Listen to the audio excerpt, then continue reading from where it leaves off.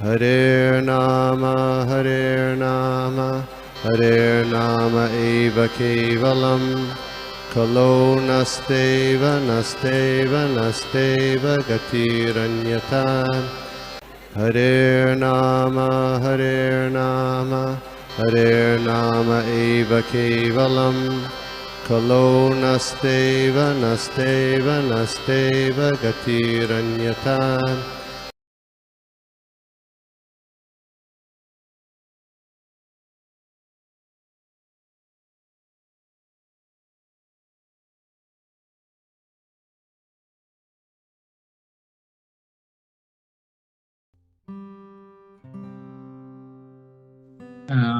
आज का क्लास हम शुरू करते हैं श्रीमद् भागवतम से। जैसे आप सब जानते हैं, श्रीमद् भागवतम से हम पठन कर रहे हैं। स्कंद दूसरा है और तीसरा अध्याय है, और श्लोक संख्या जिसकी सेवा मुझे दी गई है वो श्लोक संख्या है 17। हरे कृष्णा। तो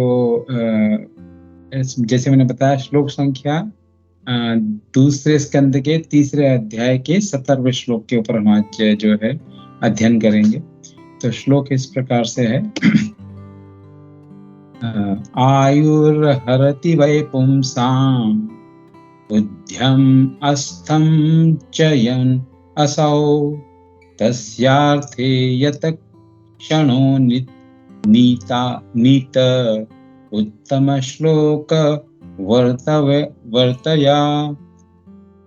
ट्रांसलेशन एंड परपट। तो ट्रांसलेशन सिर्फ पढ़ते हैं, परपट लंबा है तो उसके बाद में हम लोग उसके ऊपर चर्चा करेंगे। Both by rising and by setting the sun decreases the duration of life of everyone except one who utilises the time by discussing topics of the all good personality of godhead. तो हम लोग जो पहले इससे जो पहले वाला श्लोक था उसके ऊपर थोड़ा मतलब जो है पॉइंट्स देखेंगे, एंड देन क्योंकि ये श्लोक जो है पहले वाले श्लोक से 17वां श्लोक जो 16 वाले श्लोक से उसमें कुछ कनेक्शंस हैं, कुछ नहीं कनेक्शंस हैं, तो इसलिए हम पहले श्लोक संख्या 16 जो है उसके कुछ पॉइंट्स देखेंगे और उसके बाद में हम जो 17वें श्लोक के ऊपर भी चर्चा करेंगे। तो शुरू करने से पहले हम जो आशा ले लेते हैं।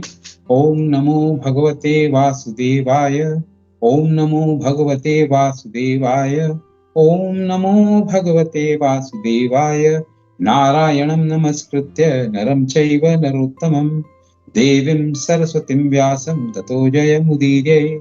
नष्टप्रायेषु भद्रेषु नित्यं भागवत सेवया भगवती उत्तम श्लोके भक्तिर्भवति नैष्ठकी।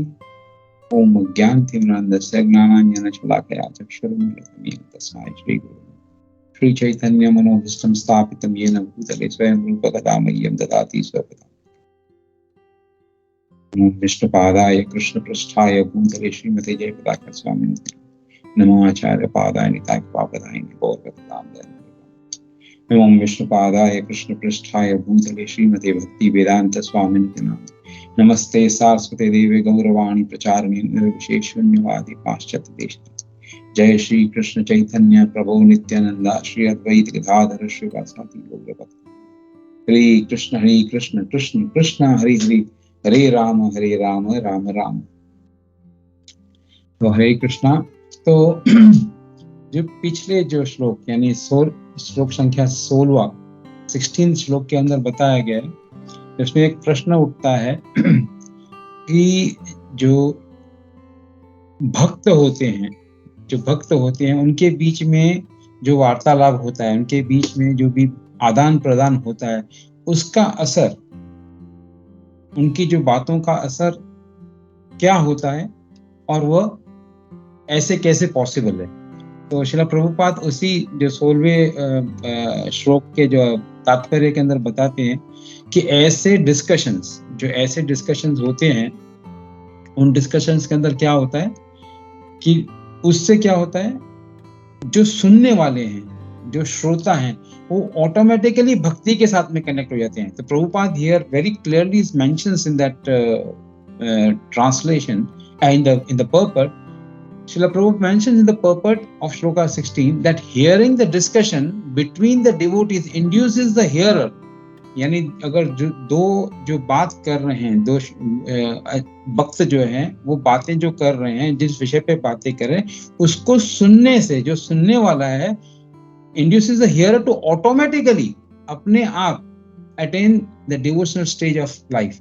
वो अपने आप भक्ति के साथ में जुड़ जाते हैं. अब ये कैसे संभव है? खाली सुनने से कैसे मतलब ये संभव है कि आदमी जो है खाली जो दो डिवोटीज बात कर रहे हैं उनके विषय के उन विषयों को सुनकर जो सुनने वाला है वो भक्ति में नहीं है, मगर सिर्फ सुनता है तो वो भक्ति की स्टेज के ऊपर, भक्ति के स्तर पर आ जाता है. तो ये एक बड़ी जो है ना समझने की बात है. तो इसका उत्तर जो बोलता है, द क्वेश्चन अराइजेस हाउ, कैसे मतलब ये संभव है कि एक जो खाली सुनने वाला है उस स्तर पर पहुंच जाता है. तो श्रील प्रभुपाद अपने लेक्चर्स के अंदर बहुत अच्छे उदाहरण देते हैं. उन उदाहरणों को हमने बार बार सुना है, मगर फिर भी हम उनको भूल जाते हैं, या तो हम उस पर जो है इम्पोर्टेंस नहीं देते हैं, हम उसको जो है ध्यान नहीं देते. तो श्रील प्रभुपाद अपने लेक्चर्स के अंदर बताते हैं, सिंपल सा उदाहरण देते हैं कि एक लोहा है, लोहे को अगर आपने अग्नि में डाल दिया और अग्नि में तप कर वो लोहा जो है लाल हो गया है, क्या अब आप उस लोहे को जो अग्नि के अंदर तप कर लाल हो गया वो अपने सिर्फ अपने हाथों से, क्लीन हाथों से, कोई जो है आपने कवरिंग्स नहीं पहनी और आप उन हाथों से उस लोहे को उठा सकते हो? नहीं. क्यों नहीं उठा सकते?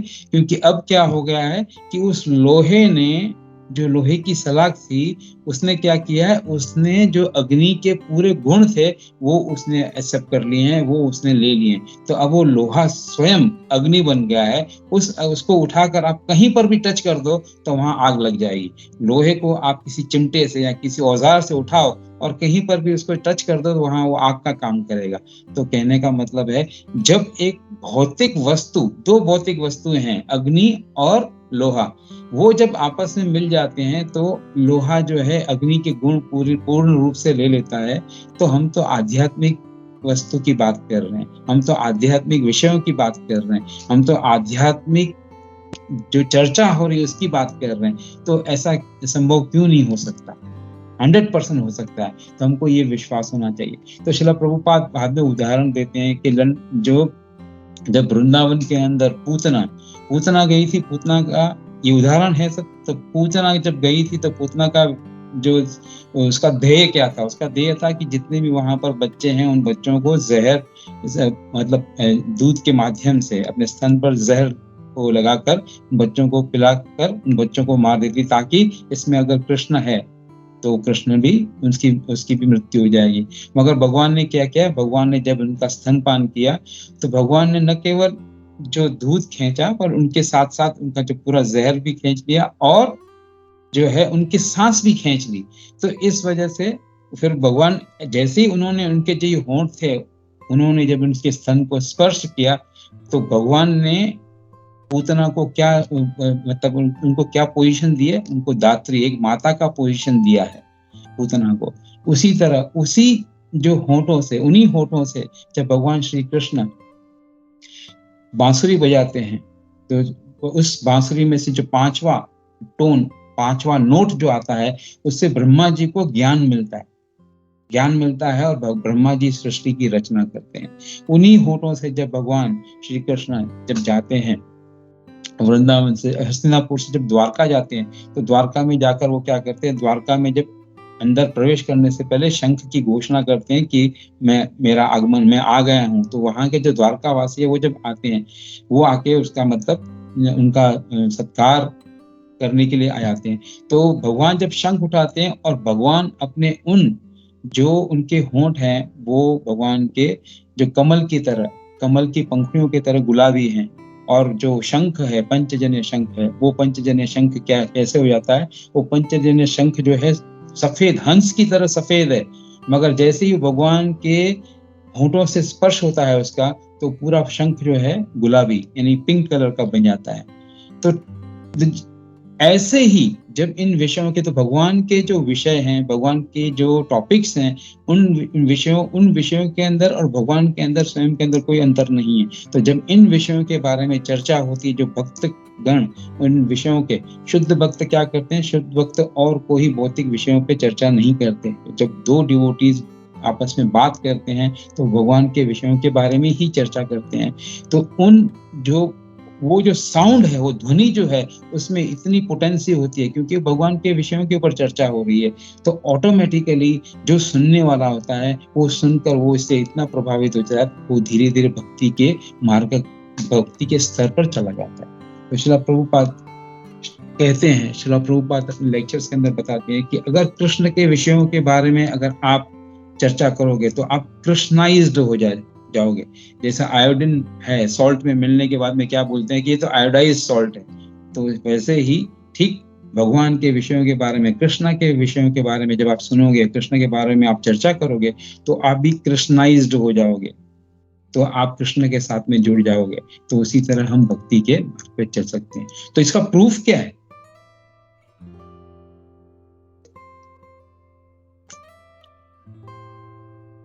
तो इसका प्रूफ क्या है कि ऐसे संभव है? तो उसका प्रूफ है नारद जी। नारद मुनि ने क्या किया था? नारद मुनि तो उनके पिता का पता नहीं था, उनकी माता जो थे वृद्ध अवस्था थी उनकी, वो अकेले थे, मगर वो क्या करते थे, उनकी माता के माध्यम से, उनकी माता के सहायता से वह जो भी ऋषिगण आते थे, जो भी ऋषि मुनि आते थे, उनकी सेवा करते थे और वो भगवान के विषयों के बारे में उनसे सुनते थे और उनका उच्चिष्ट जो है वो खाते थे। इस माध्यम से वो खुद एक शुद्ध भक्त बन गए। तो ये एक एग्जाम्पल है जिसके हम पता चल सकता है। अच्छा, अभी ये जो 17वां वर्ष जो है, 17वां श्लोक है, would indirectly confirm करता है कि there is a greater importance of utilizing the human form of life।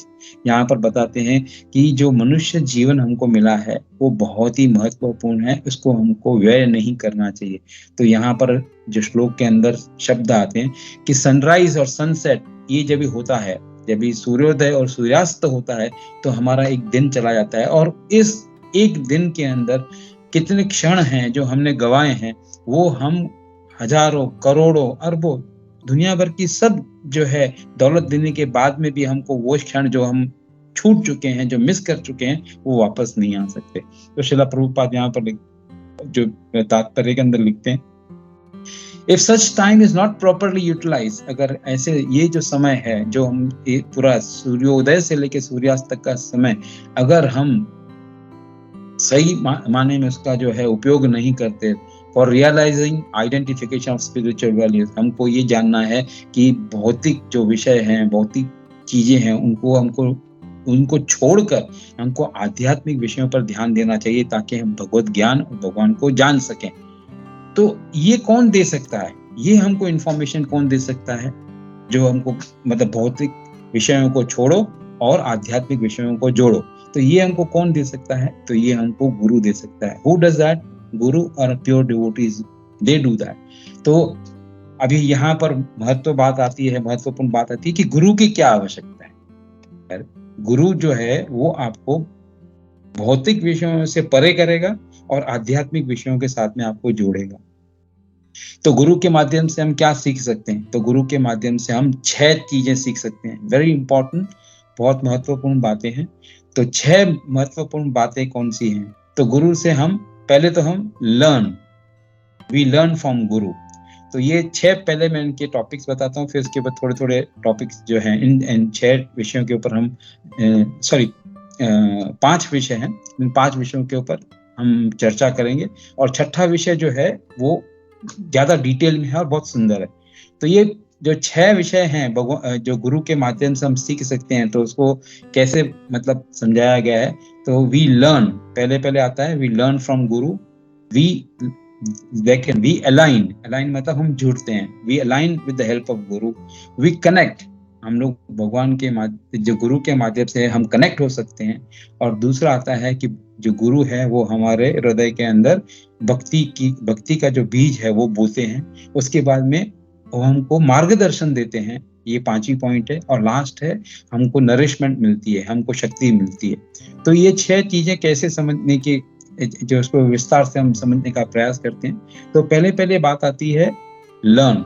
तो गुरु के माध्यम से हम क्या सीख सकते हैं? तो गुरु के माध्यम से हम 3 चीजें सीख सकते हैं। ये लर्न के अंदर फिर जो उसका सब डिवीजन है। तो सब डिवीजन गुरु के माध्यम से हम क्या सीख सकते हैं? तो सैप, संबंध, अभिधेय और प्रयोजन। ये संबंध, अभिधेय, प्रयोजन, ये 3 चीजें हम गुरु के माध्यम से लर्न कर सकते हैं, सीख सकते हैं। तो ये संबंध, अभिधेय और प्रयोजन, ये क्या है? संबंध, तो पहले मैं कौन हूं और मेरा भगवान के साथ में संबंध क्या है, तो ये पहला विषय, मतलब पहले हम बात सीख सकते हैं गुरु के माध्यम से। उसके बाद में अभिधेय। अभिधेय का मतलब क्या है कि मैं अभी गुरु सुन लिया हमने कि गुरु कौन, मतलब भगवान कौन है और मैं कौन हूँ और मेरा भगवान के साथ में संबंध क्या है। तो अब उसको उस संबंध को स्थापित करने के लिए मुझे क्या प्रयास करना चाहिए। तो उसका उदाहरण देते हैं कि जैसे एक लड़का है कॉलेज के अंदर, एक लड़की से प्रभावित होता है, मगर प्रभावित कब होता है? जब उस लड़की को देखता है, लड़की के बारे में सुनता है, लड़की के गुणों के बारे में सुनता है। जब वो सुनता है कि लड़की जो है एक पॉलिटिशियन की बेटी है, बहुत अच्छा उसका व्यवहार है, लड़की बहुत पैसे वाली है, लड़की जो है उसके पास काफी बहुत सारे मॉरल वैल्यूज हैं, लड़की के अंदर अच्छे बहुत सारे गुण हैं, she is very kind hearted, she is मतलब स्वीट है, ये सब चीजें जब सुनता है लड़का, तो वो प्रभावित होता है। और फिर तो उसी तरह जब हम भगवान के बारे में सुनते हैं, भगवान के विषयों के बारे में सुनते हैं, भगवान के गुणों के बारे में सुनते हैं, भगवान की लीलाओं के बारे में सुनते हैं, भगवान के भक्तों के बारे में सुनते हैं, तो हम भगवान से हम प्रभावित हो जाते हैं। उसके बाद में फिर नेक्स्ट स्टेप आता है कि अभी जान तो लिया, लड़की को जान लिया लड़के ने, मगर अभी लड़के को लड़की से कनेक्ट होना है, लड़के को उसके साथ में उससे जाके बात करनी। तो वो क्या करता है? तो वो ऐसा मौका देखता है, मौका देख के बाद में लड़की को पहले वैलेंटाइन डे का फ्लावर्स देगा, उसको गिफ्ट देगा, लड़की से नाम पूछेगा, फिर धीरे धीरे उसके जो है ऐसे करके उनके बीच में आदान प्रदान होता है। तो ठीक उसी तरह ये इसको कहते हैं प्रयोजन, इसको कहते हैं अभिधेय।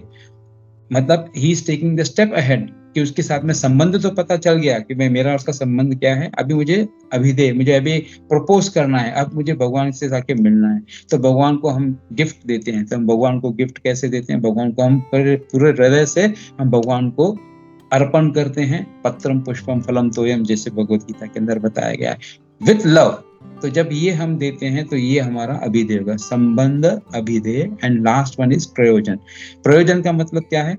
लड़की के साथ में बात हो गई, लड़की के साथ में अच्छे, लड़की के पेरेंट्स से मिल लिया, अपने पेरेंट्स को लड़की के पेरेंट्स के पास ले गया, उसके बाद में क्या हो गया? दोनों के बीच में एक लव क्रिएट हो गया, लव के बाद में शादी हो गई, बच्चे हो गए, उसी तरह वो प्रयोजन है, दैट्स द आउटकम। तो ठीक उसी तरह अगर जब भगवान के साथ में संबंध हो गया, संबंध हमने जान लिया, अभिधेय हमने कर लिया, उसके बाद प्रयोजन उसका आउटकम क्या है? तो भगवान के साथ में जब जुड़ने के बाद में हमको क्या मिलता है?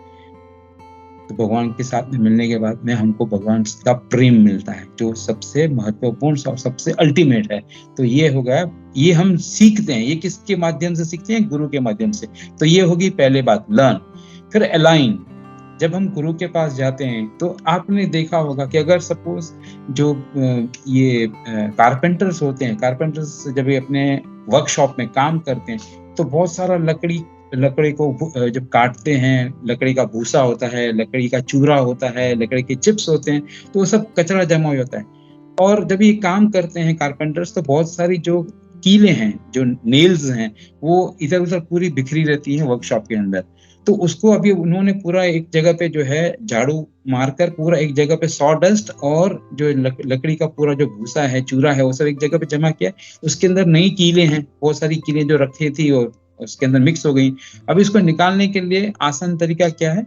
तो उसके ऊपर एकदम पावरफुल मैग्नेट रख दो, तो जितनी भी कीलें हैं झट से जहां पर भी होंगे वहां से इकट्ठा होके उस मैग्नेट के साथ में चिपक जाती हैं। तो ठीक उसी तरह जब गुरु है, वो हमारी बहुत सारी भौतिक इच्छाएं हैं। तो इच्छाएं कैसे, उसको मतलब कैसे बताया गया शास्त्रों के अंदर? तो शास्त्रों के अंदर बताया गया कि इच्छाएं इतनी हैं जितनी समुद्र के अंदर लहरें। एक एग्जाम्पल तो ये दिया गया है कि जितनी भी लहरें हैं, अभी कितनी लहरें हैं, एक आती है, खत्म होती है, फिर दूसरी आती है, फिर तीसरी आती है, तो अनगिनत है। तो अनगिनत हमारी इच्छाएं हैं। तो वो इच्छाएं सब जो है, जो हमारी कामनाएं हैं, वो पूरी तरह से, जो भौतिक कामनाएं हैं, वो पूरी तरह से बिखरी हुई हैं हर जगह पर। तो उन भौतिक कामनाओं को एकाग्र करके एक जगह पर उसको केंद्रित करने के लिए गुरु क्या करते हैं, गुरु मार्गदर्शन कैसे देते हैं, वो मैग्नेट बनकर वो आते हैं। हमारी जितनी भी भौतिक इच्छाएं, भौतिक कामनाएं हैं, उनको ऊपर जब मैग्नेट लगता है तो पूरी सिंक्रोनाइज होकर एक ही जगह पर जो है अट्रैक्ट हो जाती है। तो फिर गुरु उनको बताते हैं कि भाई जो तुम्हारी इच्छाएं हैं, जो तुम्हारी भौतिक इच्छाएं हैं, उनको जो है इस माध्यम से भगवान श्री कृष्ण की सेवा में लगाओ। तो जितनी भी इच्छाएं हैं वो आपकी एक सिंक्रोनाइज होकर उन जो है गुरु आपको मार्गदर्शन देंगे ताकि आपकी जो इच्छाएं हैं वो भगवान की सेवा में किस तरह से आप उसको यूज कर सकते हो। और जितनी भी इच्छाएं हैं वो पूरी वापस कृष्णाइज हो जाएंगी, जैसे मैंने पहले बताया। तो ये जो भौतिक इच्छाएं हैं वो गुरु मार्गदर्शन देकर आपको उसको अलाइन कर देते हैं, उनको जो है उस लाइन में लगा देते हैं ताकि जो है आपकी इच्छाएं जो है धीरे धीरे चेंज होता है। और उसमें होता क्या है, जब आपकी भौतिक इच्छाएं हैं तो क्या होता है कि आप मुझे ये भी करना है, मुझे वो भी करना है, कुछ मेरे फैमिली के लिए करना है, कुछ जो है मेरे अपने लिए करना है। अरे फैमिली के लिए तो बहुत कर दिया, अब मैं अपने लिए मेरे अपने स्वयं के लिए कुछ तो करूं।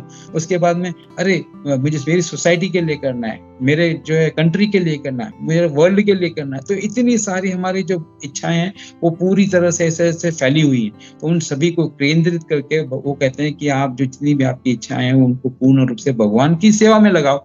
भगवान की सेवा में लगाओगे तो ऑटोमेटिकली जो है आपको लगेगा कि अभी आपका जो पीस ऑफ माइंड मिल गया कि आपको क्या करना है। हर जगह से आपने एकत्रित कर सब कीलों को एक जगह जमा कर लिया, आपने एक जगह सब भौतिक इच्छाओं को जमा कर दिया और भगवान के सेवा में लगा दिया ताकि वो कृष्णाइज हो जाए। तो ये पहले लर्न में हमने 3 चीजें देखी, अलाइन के अंदर हमने ये उदाहरण देखा। उसके बाद में कनेक्शन। गुरु एक ऐसे जो है ना, एक ऐसे स्विच हैं, क्योंकि आपकी जो जैसे हम देखते हैं कि घर के अंदर गैजेट्स बहुत सारे होते हैं। तो कोई गैजेट 12 वोल्ट पे चलता है, कोई 230 वोल्ट पे चलता है, कोई जो है 18 वोल्ट पे चलता है। मगर हर चीज को हम डायरेक्टली जाके जो पावर सप्लायर है, जैसे दुबई के अंदर दीवा है, जो Dubai electricity and water authorities, तो हम उधर डायरेक्टली नहीं जाते हैं। हमको अगर 12 वोल्ट चाहिए या 230 वोल्ट चाहिए, हम डायरेक्टली वहां पर नहीं जाते। हमारे घर के अंदर स्विचेस दिए गए हैं, तो उन स्विचेस को हम कनेक्ट करते हैं। तो जो पावर हाउस है वो कौन है? पावर हाउस भगवान श्री कृष्ण है। और ये जो स्विच है, जो जहां पर हम अपने औजार यानी जहां पर हम स्वयं को कनेक्ट करते हैं, वो कनेक्ट के जो स्विचेस हैं वो गुरु है। तो गुरु हमको हमारी पैरामीटर्स होते हैं, जो हमारी तकलीफें, जो हमारे अंदर त्रुटियां हैं, जो हमारे अंदर अच्छाइयां हैं, उनको वो अलाइन कर आपको सही मार्गदर्शन देके उस स्विच के साथ आप कनेक्ट हो जाते हो और आपको परफेक्ट जो आपका जो गैजेट है वो सही चलेगा, खराब नहीं होगा अगर गुरु के माध्यम से जाओगे। तो गुरु एक ऐसे हैं जो हमको भगवान से कनेक्ट करते हैं। तो ये तीसरी पॉइंट हो गई। उसके बाद में गुरु क्या करते हैं? तो ब्रह्मांड भ्रमिते कौन भाग्यवान जीव, गुरु कृपा कृष्ण पाए भक्ति लता बीज। तो हमारे हृदय के अंदर जो भक्ति का जो बीज है वो बोने वाले कौन है, वो वहां पर स्थापित करने वाले कौन है? तो वो गुरु है। तो गुरु जब वो बीज हमारे हृदय के अंदर स्थापित करते हैं तो हमारा जो भक्ति का जो बीज है वो अंकुरित होता है। वो जब अंकुरित होता है तो धीरे धीरे हम भक्ति के अंदर अग्रसर हम आगे बढ़ते हैं। तो ये जो बीज बोने वाले कौन है? तो बीज बोने वाले भगवान जो है भक्ति देते हैं, मगर भगवान भक्ति स्वयं आके नहीं देते हैं। उन्होंने अपॉइंट किया हुआ है गुरु को। आप भगवत गीता कितनी भी पढ़ लो, आप कितनी भी भागवतम पढ़ लो, जब तक आपको सही गुरु नहीं मिलेगा, आपके हृदय के अंदर भक्ति की जो लता बीज है वो अंकुरित नहीं होगी, वो आगे नहीं बढ़ेगी। तो वो गुरु जो है वो आके बीज बोते हैं। भगवान श्री कृष्ण के पास में भक्ति अपूर्व है, एबंडेंट है भक्ति, मगर उसका कोई कस्टमर नहीं है। उसका कोई भी कस्टमर नहीं है जो वहां पर जो गुरु है वो ऐसे लोगों को भगवान के साथ में कनेक्ट करते हैं और उनके हृदय के अंदर भक्ति लता बीज जो है वो वहां पर अंकुरित करते हैं। तो जो अबेंडेंट भक्ति भगवान के पास है, वो तो भगवान चाहते हैं कि जितने भी जीव हैं जो यहाँ पर भटक रहे हैं भौतिक जगत के अंदर खुद की कामनाओं के वजह से, वो उनके साथ में जुड़ जाते, वहां भगवान के धाम के अंदर भगवान उनके साथ में आनंदित रह सकते हैं। मगर हम जो है यहाँ पर जुड़े हुए हैं, हम यहाँ पर भौतिक जगत के अंदर पड़े हुए हैं और हम भगवान के साथ में कनेक्ट होना नहीं चाहते, तो वो कनेक्शन क्रिएट करने के लिए भगवान ने जो है गुरु को माध्यम बनाया। आपको भक्ति कृष्ण भी नहीं दे सकते, आचार्य बताते हैं कृष्ण भी भक्ति नहीं दे, आपको शुद्ध भक्त आपको भक्ति दे सकता है, वही आपके हृदय के अंदर जो है अंकुरित कर सकता है बीज को। तो यहाँ पर मगर यहाँ पर कहते हैं कि इतनी सारी भगवान के पास भक्ति है, अबेंडेंस के अंदर भक्ति का जो है आयोजन है, प्रयोजन है, सब है भगवान के पास, मगर कस्टमर नहीं है। तो कस्टमर हम लोग कैसे हैं? हम लोग ऐसे कस्टमर हैं जो कष्ट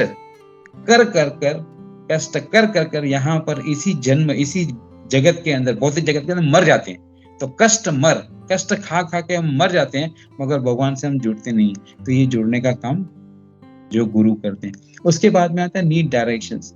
हमने जैसे बताया कि डायरेक्शंस हमको चाहिए, डायरेक्शंस कौन देता है? डायरेक्शंस हमको गुरु देते हैं, मार्गदर्शन गुरु करते हैं। उसके बाद में जो लास्ट, जैसे मैंने बताया था, छठी बात, गुरु के माध्यम से गुरु की आवश्यकता क्यों है? तो गुरु की आवश्यकता है इसके लिए कि गुरु हमको नरिशमेंट देता है, गुरु हमको नरिशमेंट देता है। आपने देखा होगा कि कमल का फूल है, कमल का फूल पूर्ण रूप से प्रफुल्लित, पूर्ण रूप से ब्लूम कभी होता है? जब सूर्योदय होता है, तब जब सूर्यास्त हो जाता है सायंकाल के अंदर वो मुरझा जाता है कमल का फूल, मगर जैसे सूर्योदय होता है तो कमल जो है पूर्ण रूप से खिल जाता है। तो सूर्योदय होने से और सूर्य की जो कृपा मिलने से जो ये है अपना कमल है, पूर्ण रूप से खिल जाता है। मगर वो जो कमल है वो तब तक नहीं खिलता अगर वो जो कमल है वो जल से जुड़ा हुआ नहीं हो। तो गुरु जो है वो जल है और हमको गुरु के साथ में जुड़ा होना चाहिए, ताकि वो जो कमल है जिसके ऊपर भगवान, जो सूर्य की किरणें पड़ती हैं, जो भगवान की मर्सी है, जब तक वो जो है कमल खिलता नहीं है। तो कमल कभी खिलेगा? जब पूर्ण रूप से वो गुरु के साथ में कनेक्टेड हो और जल के अंदर हो। जल जो है वो गुरु है, हम जो है कमल हैं, मगर हम किस पे आश्रित हैं? जल के ऊपर आश्रित हैं और भगवान की कृपा के ऊपर। अगर हम गुरु से नहीं जुड़े हुए हों तो ये कमल फिर भी भले भगवान की कृपा हो मगर हम खिल नहीं सकते। कृपा भगवान, सूर्य की रोशनी तो है मगर वो खिल नहीं सकेगा। क्यों? क्योंकि वो गुरु के साथ में कनेक्टेड नहीं है। तो ये नरिशमेंट जो है वो हमको कौन देता है? वो नरिशमेंट हमको गुरु देता है। तो ये हमने देखा संबंध, लर्न के अंदर हमने देखा संबंध, अभिधेय, प्रयोजन। उसके बाद में हमने देखा कि संबंध, अभिधेय, प्रयोजन क्या है। उसके बाद में हमने देखा कि भाई गुरु हमको क्या क्या जो है दूसरी क्या क्या हमको प्राप्त होता है। तो प्रयोजन के अंदर जैसे हमको we get the love from, we experience the love, we don't get the love, we experience. मिलना तो ठीक है मगर उसका अनुभव करना, तो ये प्रयोजन का काम है। प्रयोजन जब गुरु हमको कनेक्ट करता है तो प्रयोजन के अंदर we get love of Krishna, experience of love, experience of satisfaction, हमको संतुष्टि मिलती है। उसके बाद एक्सपीरियंस ऑफ नरिशमेंट जैसे मैंने बताया। उसके बाद एक्सपीरियंस ऑफ क्लियरिटी मिलती है हमको कि भाई हमको क्या करना है। तो that is a fruit of प्रयोजन। और उसके बाद में हमने देखा गुरु हमको अलाइन करते हैं, जैसे कील का और जो लकड़ी के भूसे का हमने बताया, और बहुत सारी चीजें हैं जिसकी वजह से हम कंफ्यूज रहते हैं। तो गुरु हमको चैनलाइज करके हमको हमारी जितनी भी इच्छाएं हैं उनको भगवान के तरफ ले जाते हैं। उसके बाद में हमने देखा कि जो गुरु एक कनेक्शन है, स्विचेस है। तो स्विच है जहाँ पर हम भगवान के गुरु के माध्यम से हमको क्या मिलता है। जैसे हम गुरु के साथ में, गुरु जब हमको कृष्ण के साथ में कनेक्ट करते हैं तो वहां पर KLM मिलता है। KLM क्या है? तो पहले आपको नॉलेज मिलेगा। जब भी गुरु आपको कनेक्ट करते हैं कृष्ण के साथ में तो आपको नॉलेज मिलेगा। उसके बाद में K स्टैंड्स फॉर नॉलेज। उसके बाद में L स्टैंड्स फॉर लव, भगवान का प्रेम आपको मिलेगा। और M स्टैंड्स फॉर मर्सी, भगवान की कृपा आपको मिलेगी जब भी आप कनेक्ट हो जाओगे कृष्ण के साथ में। उसके बाद में हमने देखा कि कैसे भक्ति लता बीज जो है वो अंकुरित करते हैं। और उसके बाद में हमने देखा कि हमको डायरेक्शन देते हैं गुरु की, जन्म मृत्यु जरा व्याधि के माध्यम से हम छूट सकते हैं। तो यहाँ पर अभी जिस ये वाले श्लोक के अंदर, वापस हम श्लोक के ऊपर आते हैं, तो ये जो यहाँ पर बताया गया है कि जो सूर्य उदय से लेके सूर्यास्त तक का जो समय है वो जो भौतिकवादी उसको व्यय करते हैं, मगर अगर शुद्ध भक्त होगा उसने खाली एक बार कनेक्ट कर लिया तो वो उसका टाइम वेस्ट नहीं होता। तो टाइम वेस्ट नहीं होता तो क्या होता है, तो टाइम इन्वेस्ट होता है। वो इन्वेस्टमेंट किस में होती है, वो टाइम हमारी इन्वेस्टमेंट होती है भक्ति के अंदर। और भक्ति के अंदर एक बार हम जुड़ गए तो हम फिर जन्म मृत्यु जरा व्याधि के चक्कर से बच जाते हैं, छूट जाते हैं। तो यानी टाइम हमारा व्यय नहीं हुआ, हमने जो है उसको सही उसका उपयोग किया है। तो we did not waste our time, we invested our time if we are connected to Guru and to the spiritual master and to the devotees, the pure devotees. यहाँ पर दूसरा एक बात है, living being is constitutionally a spiritual spark of the complete whole. हम यहाँ पर क्यों हैं भौतिक जगत के अंदर, हम आए हैं, हमको खुशियां चाहिए। तो यहाँ पर श्रील प्रभुपाद बताते हैं कि खुशियां आपको भौतिक चीजों से नहीं मिलेगी। क्यों नहीं मिलेंगी, क्योंकि हम आत्मा हैं और आत्मा आध्यात्मिक है। तो आध्यात्मिक चीज जो है वो भौतिक चीजों से कभी भी संतुष्ट नहीं हो सकती। आध्यात्मिक चीज जो है वो आध्यात्मिक चीजों से ही संतुष्ट हो सकती है। तो आध्यात्मिक चीजें कौन सी हैं, तो भगवान का नाम लेना, भगवान के बारे में सुनना, भगवान के भक्तों के बारे में सुनना और उनके सेवा में लगा रहना। जब आप उनकी सेवा में लगे रहोगे तब आपको आनंद प्राप्त होगा। तो भौतिक चीजों को, भौतिक वस्तुओं से आनंद मिलेगा, मगर क्योंकि हम शरीर नहीं हैं, हम आत्मा हैं, हम आध्यात्मिक हैं, तो हमको आध्यात्मिक विषयों के अंदर और आध्यात्मिक कार्य करने के अंदर हमको जो है संतुष्टि मिलेगी और हैप्पीनेस मिलेगी। तो इसके आगे फिर जो है यहाँ पर एक और बात आती है इस जो तात्पर्य के अंदर, यहाँ पर ये बताया गया है कि अगर यहाँ पर भौतिक जो लोग हैं वो अगर कोई भी पुण्य कार्य करते हैं, पुण्य गतिविधियां करते हैं, तो उसका क्या उनको फायदा मिलता है। तो श्रीला वैष्णवनाथ चक्रवर्ती ठाकुर बताते हैं कि अगर अभी यहाँ पर उन्होंने बताया कि जो यहाँ पर जो विश्वनाथ चक्रवर्ती ठाकुर स्मृति शास्त्र से इसका जो है कोट करते हैं और वो बताते हैं कि अगर भौतिक जगत के अंदर जो लोग हैं वो भौतिकवादी जो हैं वो क्या करते हैं, वो किसी को दान देते हैं या कोई भी है तो उनका क्या उसको बेनिफिट नहीं मिलता। तो कहते हैं नहीं, ऐसा नहीं है। भौतिक जब लोग यहाँ कोई भी दान करते हैं या भौतिक लोगों को दान करते हैं तो उनको बेनिफिट मिलता है। तो उन्होंने जो है पूरा जो फ्लो बताया है, तो उन्होंने किस तरह से बताया, मैंने इसका विश्लेषण किया था। तो यहाँ पर बताते कि 5 प्रकार के जो दान होते हैं, अभी दान किया हुआ है तो दान उन्होंने किस किस पात्रों को किया है, उसका क्या रिजल्ट है, तो ये उन्होंने कोट किया है स्मृति शास्त्र के अंदर से।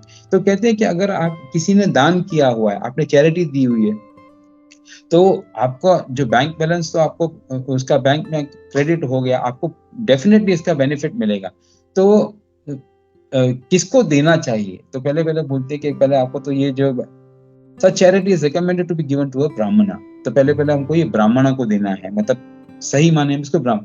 If the money is given in charity to a non Brahmin, अभी देख बता रहे हैं यहाँ पर पूरी विश्लेषण बता रहे हैं कि हमको ये अगर दान जो है अगर हमको नॉन ब्राह्मण को देते हैं, जो ब्राह्मण नहीं है उसको हम देते हैं विदाउट एनी क्वालिफिकेशन, जिसके पास कोई क्वालिफिकेशन नहीं है हम उसको दान देते हैं, तब दूसरे जन्म के अंदर आपको जितना अभी आपने दिया है, आपने 100 रुपए का दान किया है तो आपको 100 रुपए का जितना ही आपको नेक्स्ट जन्म में मिलेगा। तो ये आपके बैंक अकाउंट में ऐसे का ऐसे ही है, कोई इसमें बढ़ोतरी नहीं होगी। बोलते हैं if the given charity is half educated ब्राह्मण, अगर किसी ब्राह्मण को दिया है, वो उसको पूर्ण ज्ञान नहीं है मगर उसको थोड़ा बहुत ज्ञान है, ब्राह्मणिकल थोड़ी बहुत क्वालिटीज हैं, उसको अगर मिलेंगे, उसको अगर आप दान देते हो, पहला वाला बताया जो ब्राह्मण नहीं है, नॉन ब्राह्मण है, उसके बाद में हाफ एजुकेटेड ब्राह्मण, तो आधा जिसको ज्ञान है ब्राह्मण मतलब कल्चर का, तो उसका आपने 100 रुपए दिए तो आपको 200 रुपए मिलेंगे, मतलब नेक्स्ट जन्म के अंदर। If the money is given in the charity to a learned and fully qualified brahmana, अगर एक पूर्ण रूप से जो ब्राह्मण है, पूर्ण ब्राह्मण की जो गतिविधियां करता है, तो आपको hundreds and thousands of time ज्यादा मिलेगा। तो अगर आपने 100 रुपए दिए हैं तो आपको हो सकता है 1000 मिले, हो सकता है लाख मिले, हो सकता है 10 लाख मिले। तो अगर आपने सही माने में जो एक परफेक्ट ब्राह्मण को दिया हुआ, उसके बाद में 5 ही पॉइंट बहुत इंपॉर्टेंट है, वो बताते हैं if the money is given to Veda parangat, one who has factually realised the path of Veda, जिसने ये जाना है कि वेदों के अंदर क्या है। तो वो ऐसा अगर कोई है जिसने पूरे वेदों का सार निकाल कर समझ दिया है कि भाई मुझे जो है सिर्फ भगवान श्री कृष्ण की भक्ति करनी है और भगवान के लिए ही मुझे कार्य करना है, अगर ऐसा कोई व्यक्ति को अगर आप दान करते हो तो इट इज रिटर्न, बोलता उसका उसकी कोई सीमा नहीं है जितना उसका आपको बेनिफिट नेक्स्ट जन्म में मिलेगा। The ultimate end of Vedic knowledge is realization of personality of Godhead, Lord Krishna, as said in Bhagavad Gita. Bhagavad Gita के अंदर जैसे बताया गया है, वेदेश्च सर्वै अहम एव वेद्यो। तो अगर जैसे तो आपके जो आपने अगर जो दान दिया है, ऐसे व्यक्ति को दान दिया है जिसको ये पता है कि पूरे वेदों का सार यही है कि वेदों के अंदर से मुझे क्या ज्ञान मिलना चाहिए, तो भगवान Shri Krishna is the ultimate supreme personality of godhead. अगर ये हमको ज्ञान मिलता है तो इसका अर्थ क्या होता है, इसका अर्थ ये होता है ऐसे व्यक्ति को अगर आपने दिया है तो मेनी फोल्ड्स, मतलब उसकी कोई लिमिट नहीं है, आप विचार भी नहीं कर सकते कि कितना आपको नेक्स्ट जन्म में मिलेगा। मगर नेक्स्ट जन्म में हमको आना है नहीं, हमको नेक्स्ट जन्म में तो नहीं आना है। तो इसके लिए हमको ऐसे कार्य करने चाहिए कि हमको क्या करना चाहिए, नहीं हमको कर्म करना चाहिए, नहीं हमको विपरीत कर्म यानी विकर्म करना चाहिए, हमको अकर्म करना चाहिए। हमको भगवान श्री कृष्ण के लिए ही जो भी कुछ करना है भगवान श्री कृष्ण के लिए करना है। तो यहाँ पर ये जो बात आती है और इसी श्लोक के अंदर एक शब्द आता है, तो मैं वो श्लोक जो है वो इसको एक minute just go to that shloka. तो यहाँ पर आता है जो लास्ट सेंटेंस है, उत्तम श्लोक वर्तय। तो उत्तम श्लोक क्या है? उत्तम श्लोक है जितने भी श्रीमद् भागवतम के अंदर जितनी भी श्लोक हैं जो भगवान के गुण गान करते हैं उनको उत्तम श्लोक कहा गया है। तो इसके ऊपर सर्वभौम प्रभु ने बहुत ही सुंदर क्लास दिया था। तो जैसे वो इसके साथ में इसके लिए कनेक्ट कर रहा हूँ क्योंकि यहाँ पर बताया गया कि आपका समय आप इन्वेस्ट करते हो, आप वेस्ट नहीं करते हो। तो जब आप इन्वेस्ट करते हो इन उत्तम श्लोकों को याद करने या उन उत्तम श्लोकों के माध्यम से भगवान श्री कृष्ण का गुणगान करने में, तो क्या होता है, तो बोलते हैं जो एक श्रीमद् भागवतम के अंदर जो श्लोका है, निवृत्त तृष्णि उपगीयमाना भव औषध श्रोत मनोभिरामा का उत्तम श्लोक गुणानुवादा पुमान विरजयेत बिना पशुपनाथ। वो बोलते हैं, वो सर्वभौम प्रभु इन श्लोक के ऊपर बहुत अच्छा विश्लेषण किया है। उन्होंने कहा कि ये जो कथा है भगवान के उत्तम श्लोकों के बारे में जब हम सुनते हैं तो वी बिकम अमर, हम अमर बन जाते हैं, हम मरते नहीं हैं। तो वही बात इसके साथ में कनेक्ट हो रही है कि अगर आप जब इन्वेस्ट करते हो उन उत्तम श्लोकों को सुनने का किसी शुद्ध भक्तों के माध्यम से, और वो आप कैसे, मतलब ये उत्तम श्लोक क्या है, तो उत्तम श्लोक दवाइयां हैं। दवाई किस चीज की है, तो बोलते दवाई जो है अमर होने की है। तो अमर होने की दवाई, मगर ये दवाई कैसे है, तो जैसे कड़वी है, मीठी है, फीकी है, खट्टी है, कैसी है, तो बोलते ये उत्तम निवृत्त तृष्णि उपगीयमाना भव औषध श्रोत मनोभिरामात। मन को बहुत प्रफुल्लित करने वाली ये दवाई है। कौन सी दवाई? उत्तम श्लोक जो है ये बहुत ही मन को आनंदित करने वाली दवाई है। इस दवाई को कैसे पीना है? श्रोत मनोभिरामात, अपने कानों से श्रवण करनी है। तो ये जो उत्तम श्लोक है हमको कहाँ से पीने हैं? मुंह से नहीं लेना है, इंजेक्ट नहीं करना है, ये हमको कानों से जो इसको पीना है। तो यहाँ हम ये कान जो है इस संदर्भ के अंदर जो है मुख का काम करते हैं। तो कानों से हमको ये श्रवण करना है, कानों से हमको ये दवाई को पीना है। जब ये दवाई हम कानों से पीते हैं तो क्या हो जाता है, हमारा मन प्रफुल्लित हो जाता है। और ये दवाई फिर किससे सुननी चाहिए, मतलब जैसे ये दवाई डॉक्टर कौन है, कौन ये डॉक्टर ये दवाई प्रिस्क्राइब करता है? तो निवृत्त तृष्णि, जो यहाँ से जो अपने इस संसार के अंदर निवृत्त हो गया है, उनकी इच्छाओं से निवृत्त हो गया है, यानी the person who is already a realised soul, उसके माध्यम से उसके मुख से सुनना चाहिए, तब ये दवाई काम करेगी। तो जिसकी तृष्णा निवृत्त, जो तृष्णाओं से, जो इच्छाओं से निवृत्त हो चुका है, ऐसे लोगों से ये ऐसे जो महानुभाव हैं उनसे हमको ये सुनना चाहिए। और ये जब दवाई हम कान से लेते हैं तो हम हमारे हृदय को प्रफुल्लित करता है। उसके बाद में क उत्तम श्लोक गुणानुवादात्, ये जो श्लोक है उसका गुणगान, उसका जो उसकी जो टिप्पणियां, उसकी जो उल्लेख हमको ऐसे व्यक्तियों से सुनना चाहिए जो निवृत्त हैं। तब ये क्या हो गया, तो ऐसा व्यक्ति, जब हम ऐसा करेंगे तो हम अपनी आत्मा का घात, हम अपने आत्मा का जो है विनाश नहीं करते। हम अपने समय को सही मायने में उपयोग करते हैं और हम अमर बन सकते हैं। तो इसी के साथ में मैं अपनी वाणी को विराम दूंगा।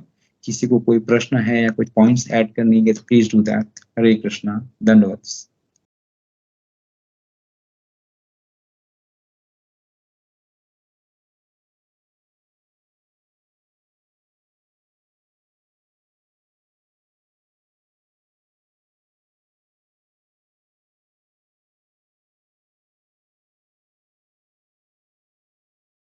हरे कृष्णा प्रभु जी, दंडवत प्रणाम। हरे कृष्णा प्रभु। या prabhu, thank you so much prabhu for wonderful class prabhu. Prabhu ji, मेरा एक सवाल था प्रभु। हरे कृष्णा प्रभु। बोलिए। जैसे प्रभु आपने प्रभु गुरु के बारे में बताया था प्रभु। तो जी जी। प्रभु जी, आज के टाइम में बहुत लोग मतलब स्पिरिचुअलिटी में आगे बढ़ रहे हैं, पर वो विदाउट गुरु के आगे बढ़ते हैं। So is it any chance कि मतलब by the mercy of spirituality उनको आगे गुरु प्राप्त होगा, या it will be vice versa? मतलब पहले उन्हें गुरु लेना ही पड़ेगा, then only they can progress in spirituality Prabhu. How we can, थोड़ा सा प्रभु उसके ऊपर कुछ अगर आप बोलना चाहे तो देखिए, अभी मतलब बहुत अच्छा प्रश्न है। इसका विस्तार से जवाब हो सकता है और बहुत सारे यहाँ पर अच्छे अच्छे वक्ता हैं, they can give their comments. तो एक बरगद का पेड़ आपको पता है? या प्रभु? बरगद का जो पेड़ होता है ना, उसका बीज कितना छोटा होता है पता है आपको? नो प्रभु। हाँ, वो तिल होता है ना, ब्लैक तिल होते हैं ना, ओके। ब्लैक, हाँ, ब्लैक तिल से भी छोटा उसका बीज होता है। मगर बरगद का पेड़ कितना बड़ा होता है? वो मीटर्स के अंदर उसकी जो है वाइडनेस होती है। मगर वो तब तक नहीं जो है जो अंकुरित होता, वो बीज तब तक अंकुरित नहीं होता जब तक कोई पंछी जो बरगद के पेड़ के ऊपर बैठ के उसने उसका फल खाया हो और उसकी पूरी इंटेस्टाइन से वो ट्रेवल होकर उसकी विस्ता के माध्यम से बाहर न निकला हो, तब तक वो बीज जो है अंकुरित नहीं होता। तो कितना भी आप उसको, आपने ताजा बीज लिया, उसको पानी में डाला, उसको अच्छे से खुराक दी, जमीन में दिया, वो बरगद का पेड़ नहीं होगा, कभी भी अंकुरित नहीं होगा जब तक किसी पंछी ने उसको खाया नहीं हो और उसके पूरे इंटेस्टाइन्स के अंदर से ट्रेवल होके वो बीज बाहर न निकला हो और कहीं पर वो अंकुरित न हुआ हो, नहीं गिरा हो, तब तक वो अंकुरित नहीं होता। तो ठीक उसी तरह जब तक अगर शुद्ध भक्त या शुद्ध जो गुरु है, जो गुरु के माध्यम से, और गुरु भी कौन सा होना चाहिए? 4 संप्रदायों से कनेक्टेड होना चाहिए। इन 4 संप्रदायों से अगर कनेक्टेड नहीं है तो शास्त्र बताते हैं, मैं नहीं कहता हूँ, शास्त्र बताते हैं कि वो अंकुरित नहीं होगा। तो इस मतलब इस स्ट्रेटजी से अगर देखा जाए तो until and unless you don't have a guru from the प्रामाणिक संप्रदाय, there is no chance of getting the enlightenment to that extent कि हमको भगवान का प्रेम मिल सके। हाँ, आपको ज्ञान मिलेगा, बहुत सारी चीजें मिलेंगी, और जो भगवान की जितनी भी छठ ऐश्वर्य है उसके अंदर से आपको बहुत सारा बेनिफिट्स मिलेंगे, मगर you not get the love, प्रेम नहीं मिलेगा आपको। जो प्रेम है वो जब तक until unless you don't get connected to the संप्रदाय एंड टू द करेक्ट संप्रदाय, जो 4 संप्रदाय है वो शास्त्र भी कहते हैं, उसके तब तक आपके मतलब तब तक जो है वो प्रफुल्लित नहीं होगा, अंकुरित नहीं होगा और वो आगे भक्ति के अंदर नहीं बढ़ सकता। तो ये एक है। और इसके ऊपर एक हमारे यहाँ पर एक प्रभु थे यहाँ पर, वो बहरीन से आए थे, हमारे गॉड ब्रदर हैं, मैं नाम नहीं लूंगा उनका, वो बहरीन से आए थे। वो कम से कम महीने करके बहरीन के अंदर उन्होंने, क्योंकि वहां पर सब जयप्रताप के स्वामी महाराज के डिसाइपल्स थे, तो वो बहुत अच्छे से वहां पर कनेक्टेड थे। केरला के थे वो, बहुत अच्छे से कनेक्टेड थे, बट उन्होंने दीक्षा नहीं ली थी। तो कोई कारण होगा, वो जो है जो मतलब रिजर्व थे, but he had excellent knowledge. पूर्ण रूप से सब विधियां पता थी, इनको सब कुछ कार्य पता थे, मगर उन्होंने दीक्षा नहीं दी थी। फिर जब यहाँ पर आए तो हम सुबह को सिंधी हॉल में क्लासेस लेते थे, तो वहां पर राधापत पंकज का एक क्लास था। तो उन्होंने जब ये भक्ति के अंदर दृढ़ता आने के लिए उन्होंने जब ये क्लास लिया था, तो उन्होंने ये उदाहरण जब ये एक्सप्लेन किया तो तब उनको बात लगी, और उन्होंने 1 साल के अंदर ही जो है फिर दीक्षा ली अपने गुरु महाराज से, एंड ही स्टार्टेड प्रैक्टिसिंग। तो he also realise, he said that there is a difference. जब शास्त्र बताते हैं तो वो जो भी चीज, जैसे मैंने बताया कि भगवान ने जितनी भी चीजें शास्त्रों के अंदर वर्णित है वो सब सिद्ध की हुई है, that means they have been proved. तो शास्त्रों के अंदर एक क्लियरली बताया गया है कि until you are not connected to a sampradaya, and संप्रदाय आल्सो द प्रामाणिक संप्रदाय, the chances of going ahead in bhakti or progressing in bhakti to the level of prema are almost nil. I hope I have answered the question. किसी और को कोई add करना हो तो they can add. Yeah, Hare Krishna, Prabhu. Thank you so much, Prabhu. And you gave that Bargat का जो example दिया, it was very nice, Prabhu. So thank you so much, Prabhu, once again for this wonderful that आपने वो SAP के बारे में बताया था, Prabhu. It was also very मतलब कुछ नया सुनने को मिला, Prabhu. Although we are hearing that SAP software, but आपने उसको संबंध अभिधेय प्रयोजन में उसको आपने बहुत अच्छे से ये किया, Prabhu. So thank you so much, Prabhu, for wonderful class, Prabhu. Even the KLM, अगर KLM सुने तो भगवान से हमको क्या मिलता है? तो भगवान से जुड़ने के बाद में हमको पहले नॉलेज मिलता है, then you get love, and then you get the mercy of the Lord. So this also was something new which I learned, so मैंने आपके साथ में शेयर किया। हरे Krishna.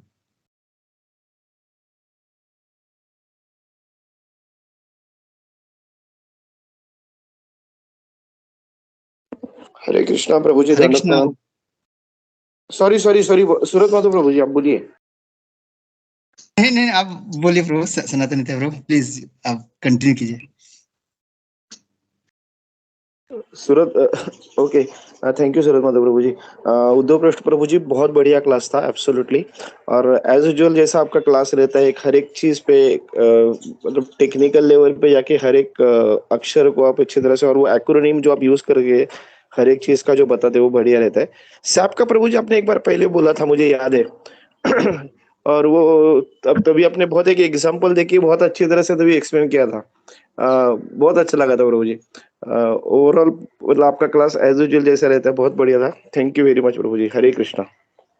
Dandavad Prabhu, Hare Krishna. All glory to Srila Prabhupada and his pure devotees. The devotees are so wonderful.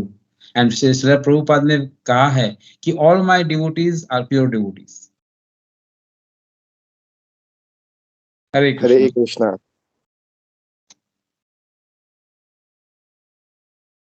हरे कृष्णा उद्धव पृष्ठ प्रभु, thank you. बहुत अच्छा उदाहरण और बहुत अच्छा क्लास था प्रभु।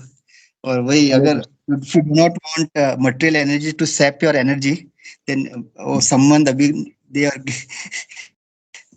हमको यूज करना चाहिए, नहीं तो that energy will be sapped by material माया देवी।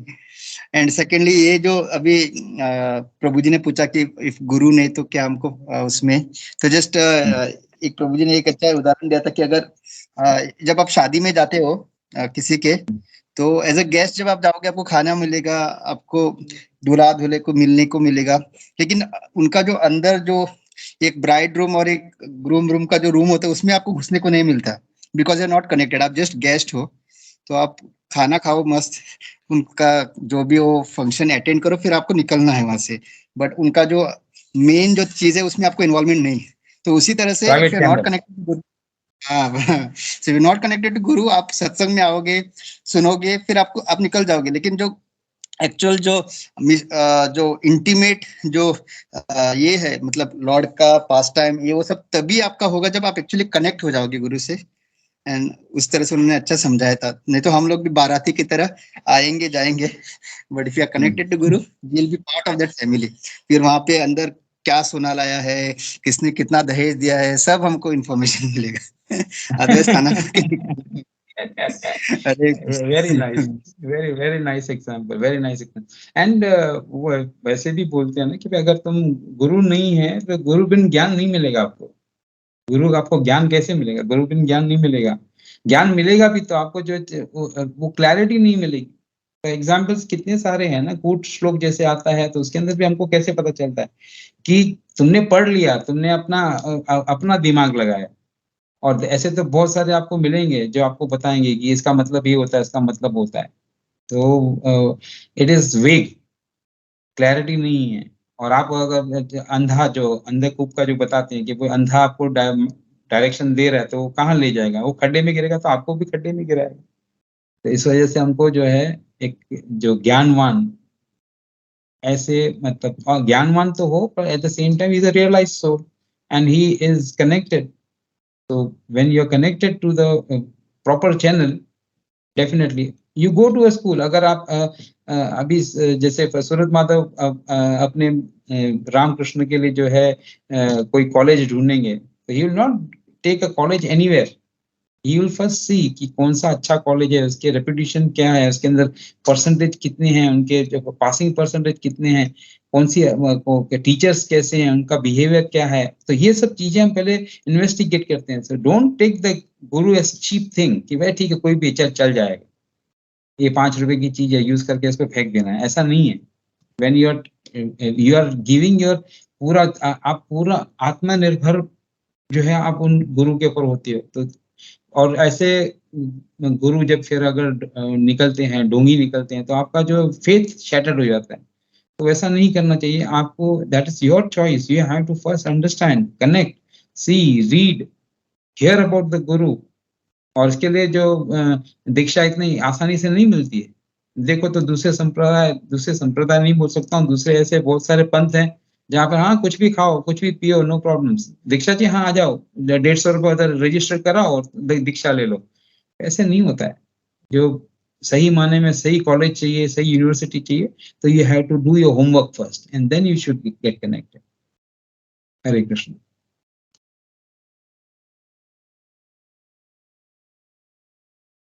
और एक बार गुरु महाराज ने बोला था कि till you take initiation you can test as much as you want, लेकिन एक बार फिर आपने चुन लिया, देन दैट्स, उसके बाद में आप गुरु को टेस्ट नहीं कर सकते। Correct, then very done.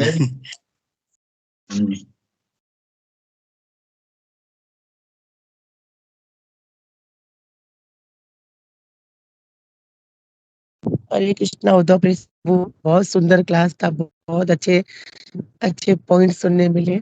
और जिन लोगों ने जैसे सूरत माधव प्रभु, सनातन प्रभु, सबने क्वेश्चन पूछा तो उससे भी काफी जानने मिला।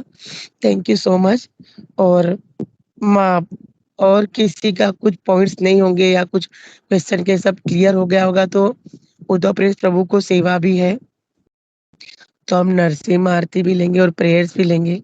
और प्रेयर्स मुझे लिए भी करानी है। कल मैं ट्रैवल कर रही हूँ तो अच्छे से पहुंच जाऊँ दामोदर देश दुबई में। तो अपर्णा माता जी मेरे लिए भी प्रे कीजिएगा। अच्छा, कुंजेश्वरी माता जी ने हाथ उठाया था। यस माता जी। प्रभु जी दंडवत प्रणाम। प्रभु जी सॉरी, क्लास सुन नहीं पाई, अभी जस्ट ज्वाइन किया। बहुत मैं आपका बहुत मिस करती हूँ, आपका क्लास दे। और आज बोलिए अभी तो रहेगा तो आपके दर्शन तो हुए कम से कम, लेकिन मैं रिकॉर्डिंग जरूर सुनूंगी।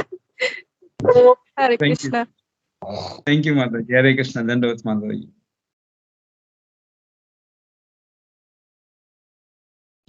मुझे एक हरे कृष्णा। एग्जाम्पल बोल रहा था। हरे बोलिए बोलिए प्रभु।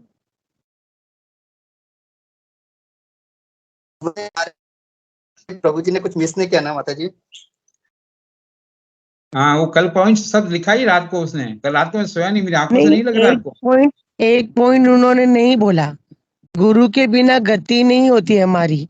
और जो जैसे पतंग और धागा जुड़े हुए होते हैं ना, तो पतंग मतलब पतंग धागे से जुड़ा हुआ होता है तो ऊपर उड़ता है, जैसे टूटा नीचे गिर जाएगा। तो हम जुड़े हुए रहेंगे तो ऊपर आगे बढ़ेंगे, गोलोक वृंदावन अच्छे से जाएंगे, नहीं तो नीचे। तो ये पॉइंट में एक्चुअली मैं ही बोलना भूल गई थी। Hare Krishna. Thank you so much Uddhav prabhu ji, बहुत अच्छा क्लास था वाकई में। उल्टे का मैं सच में बोलूं, मेरा जब क्लास होता है तो मैं उद्धव प्रेस प्रभु से ही सीखती हूँ काफी कुछ। तो थैंक यू सो मच प्रभु। हरे कृष्ण। हरे कृष्णा। और जब भी मेरा क्लास होता है मैं इससे पॉइंट्स लेता हूँ, और मेरे क्लास कम होते हैं, इसके ज्यादा होते हैं। ये तो रोज क्लास लेती है मेरा। कल प्रभु जी क्लास की तैयारी कर रहे होंगे। हरे कृष्णा। थैंक प्रभु जी का आज का क्लास कैसा हो गया पता चल रहा है, क्योंकि कल माता जी भी आने वाली है, इसलिए बहुत खुश है, तो बहुत ज्यादा अच्छे से खुशी से दिया होगा क्लास।